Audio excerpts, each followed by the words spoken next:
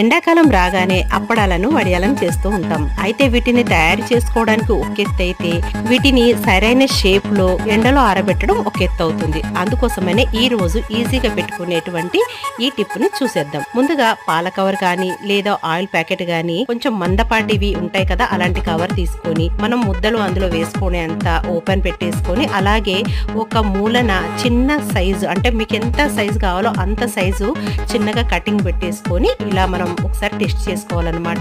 ముందుగా మీరు చిన్నగానే చేసుకోండి. ఒకవేళ ఇంకా కొంచెం కావాలనుకుంటే పెద్దగా చేసుకోవచ్చు. పెద్దగా అయిందనుకోండి తర్వాత చిన్నగా చేయడం కష్టం కదా, అందుకని ఇలాగా మనకు ఈజీగా అందులో ముద్ద వేసి ఒక కోన్ లాగా పట్టుకొని ముద్ద అనేది పైకి రాకుండా పెట్టుకొని ఇలా ఈజీగా పెట్టుకోవచ్చండి. ఒకవేళ ముద్ద గట్టిగా అయితే కొంచెం నీళ్ళతో తడుపుకొని కూడా వేసుకున్నట్లయితే చాలా పర్ఫెక్ట్ గా మీకు ఏ షేప్ అంటే ఆ షేప్ వస్తుందండి.